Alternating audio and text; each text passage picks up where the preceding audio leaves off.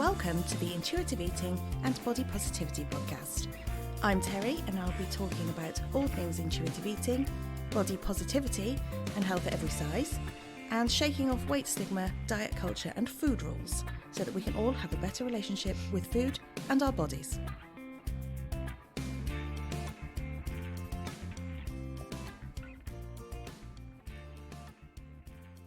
Do you know what I just realised? I'm nearly at 100 episodes. What? It's a bit mad, isn't it? 96 episodes this is. 97 if you include the trailer, but I don't think we can really count that, can we? 96 weeks I've been chattering away to you. Well, actually, it's a bit longer than 96 weeks because I've had a few breaks here and there, but yeah, 96 episodes of chattering away to you. Some longer than others. Last week's and the week before, they were long, weren't they? But oh God, how much did you enjoy them? Did you enjoy them? I loved them. They were such good conversations with Sue. If you are just catching this podcast and you are just listening in for the first time and you've yet to go back and listen to them, then go back and listen because the last two episodes, wow. I was talking to Sue, the ex-Slimming World consultant. She was awesome. She was so good, wasn't she? She just answered all my questions and all your questions. So, yeah, we love Sue. She was awesome. So just little old me this week. Just little old me and a shorter episode. I just wanted to talk to you about whether you're intuitive eating or whether you're just not dieting. Because there is a difference. And I think sometimes we forget that. And it's been a little bit lately, like I've realised that I haven't maybe been eating as intuitively as I probably should or could. I'm just not dieting. I think this is one of the things that we get into when we've been intuitive eating for a while.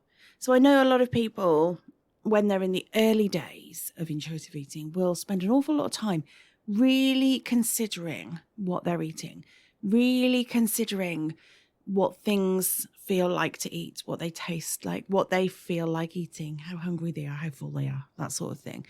And then as time goes on, if you're a long-term intuitive eater, you go past that honeymoon phase and then these things go by the wayside a little bit, which is fine. That's normal. That's what happens. But then here is the question. Do you want to be an intuitive eater or do you want to just be not a dieter? Because they are different things. And I have to ask myself that every now and again. For me, I want to be an intuitive eater, right? We know that intuitive eaters have better overall nutrition. They have better range of foods coming into their bodies. They have a better intake of the nutrients, the vitamins, the minerals, all the different food groups, so the carbs and the fats and the proteins. They have better fiber intake. All these different things that are so important in our diet, things, including the things that we try and cut out when we're dieting, all of these things we take a much better range of in. That wasn't very good English, was it? We take in a better range of when we're intuitive eaters because our body guides us. It tells us what we need to eat. It tells us what we're missing. It tells us what we've had too much of. It tells us what we haven't had enough of. So our bodies will tell us what it needs. And when we are an intuitive eater, our bodies will make sure that we get that good range of everything in. When we're not dieting, when we're just not dieting, I say just, in those air quotes, when we're just not dieting, we're not considering those things because we're not putting any thought into it. So then we don't know what we're really taking on board. We don't know that we're getting a good balance of stuff. We don't know that we're having what our bodies want, need, would like, We don't have any focus on that sort of stuff. So we've gone from paying real attention to what our body's asking for, through to just eating. Just eating. That's all I'm doing, just eating. I'm just eating now. And I say just not dieting with the air quotes because, God, to not diet is difficult, right? We know this. Right from the beginning, we know this. When you first stop dieting, it's the hardest thing in the world, isn't it? Because all of a sudden, you have this abundance of food everywhere, all the stuff that you've been restricting, and no rules. Nothing to tell you what you can eat and what you can't eat anymore. It's just a free-for-all. You can just have whatever you like. And that is really, really scary. So I say just with the speech marks because I know that it's no small deal to give up dieting. Right? If you can let go of dieting altogether, then that's incredible. So there's actually no shame in just not dieting. Because if you're just freely eating and you're not worried about dieting, you're not worried about these rules, you're not worried about these fake expectations that people and diet culture are putting on you. If you are not cutting out food groups, if you are not constantly weighing yourself, if you're not constantly concerned about whether you've gained a pound or lost a pound, that's incredible. It's really incredible. And it's not something to be sniffed at. So if that's what you're doing, then good for you. Like genuinely good for you. But here's the question. Do you want to just not diet? Or do you want to be an intuitive eater? Because if you want to be an intuitive eater, it has to go one step further than that. You have to then consider every time you eat, how much you want to eat. What type of food you want to eat. What is going to satisfy you? What do you need to eat in order to satisfy you for the upcoming next few hours? Or, the next few days if you've got something particularly energetic going on? Or what access you've got to food and how you can prepare for that. You have to think about your hunger levels, your fullness levels, your satisfaction levels. You have to think about your enjoyment of food. You have to think about what it is going to be like for you to eat that food and how that's going to feel physically in your body. You have to think about emotionally, what do you need? There's so much to think about, right, as an intuitive eater. And so it's no wonder that if you've been doing it for a while like I have, for a long while like I have, that you've kind of, I nearly said fall off the wagon then. That's absolutely not what I mean. It's understandable that the intuitive eating, the conscious intuitive eating would slip a little bit. All right? Because that's us, isn't it? We cannot maintain focus on something 100% with all our effort and all our energy forever and a day. So it's okay. It's understandable. It is normal for you to go sliding down the other end of the scale where you're not thinking about it at all. Because that just happens. Life gets in the way. Life is busy. Things happen. You stop focusing on your food and then you start mindlessly eating. And I don't mean that in a negative term, in a negative way, rather. I know a lot of people will say mindlessly eating, meaning just putting food in your mouth. It's very much a dieting term. They use it when trying to describe how you eat when you're not dieting. You're just mindlessly eating. You're just mindlessly putting chocolate in your mouth. You're just mindlessly eating cake. You're just mindlessly eating pizza, whatever it is. They try to use it. They, the great they. I don't know who they are. Who are they? Dieters. Yes, diet culture. Diet companies. They try and describe it as you're just mindlessly eating. But for me, that mindlessly eating means not that big negative thing that dieting sees mindless eating as. I see it as I'm just not focusing on my food. I'm just not being as intuitive as I could be in my eating. I'm not really thinking about what I'm eating. And maybe if I thought about eating, I might eat something that satisfies me more. I might eat something that I enjoy more. I might eat something that fills me up appropriately rather than me mindlessly eating and then ending up eating past fullness. Do you know what I mean? There are lots of reasons why focusing on your eating and not mindlessly eating are beneficial in an intuitive eating kind of a way, not a dieting way. It brings your focus back. It makes you tune into what you're eating, how much it's satisfying you, what it's doing with your hunger and fullness, how your body feels, all that sort of thing. And I do catch myself doing this, you know? Like I said earlier, it's hard to maintain a perfect picture of an intuitive eater. You know, I don't think that's realistic. I don't think it's realistic to expect anybody to eat intuitively 100% of the time. So if you are not doing that, there's no need to beat yourself up about it.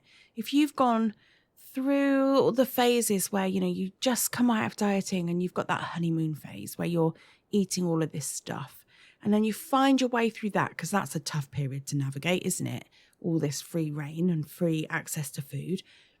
You navigate your way through that, and then you settle into this really nice intuitive eating space. It's really comfortable, and you feel like you know what it is now. You've got this nice balance of food going on. You're not scared of food anymore. You're just eating what you want to eat, what you need to eat, what you like to eat. And then you slip out of that a little bit. And that's exactly what I've done myself. You know, I've just come to that point, which is why I'm talking to you about it, because I speak through lived experience too. So I've also got to the point where I'm like, actually, not really intuitively eating at the moment. I am not really an intuitive eater right now. I'm just not dieting. That's where I'm at. And so every now and again, I have to check myself and rein it back in a bit. Because I think that when you are intuitive eating for a little while, you can feel the difference. I know when I'm not eating well. I know when I'm not eating things that my body wants to have on board. I feel differently physically, satisfaction-wise. I find I'm not so organised with food.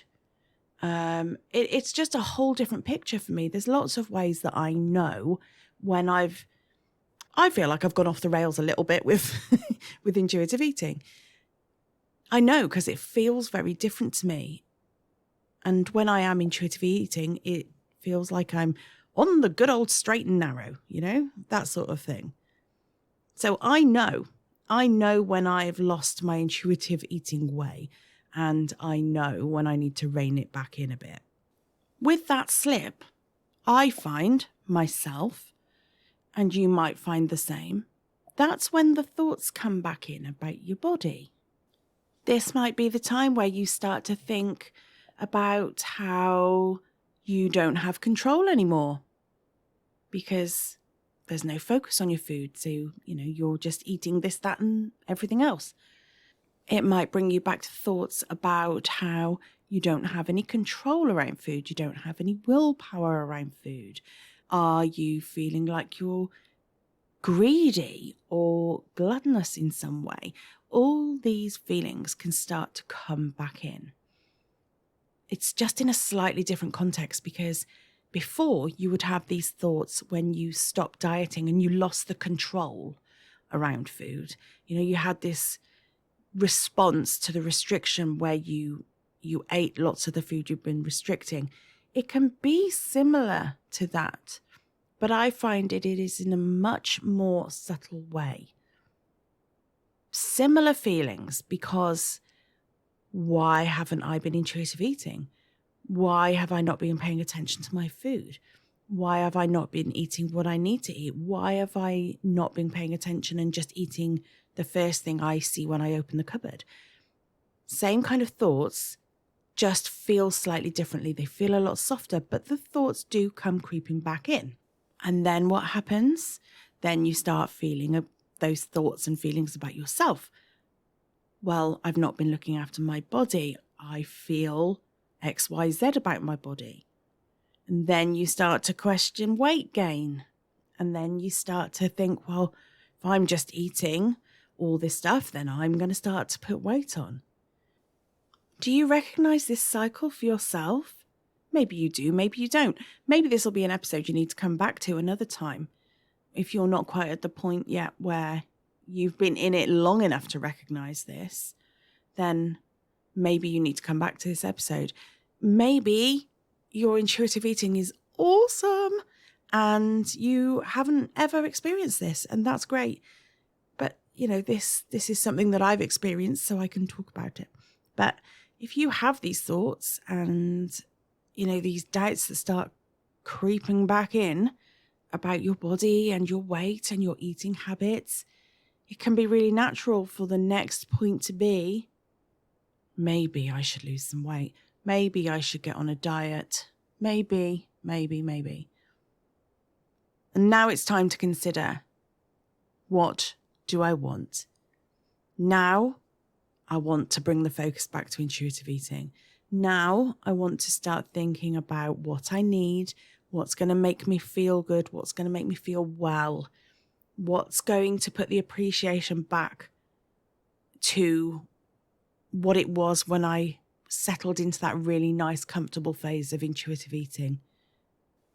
What do I need to do food-wise to bring that back?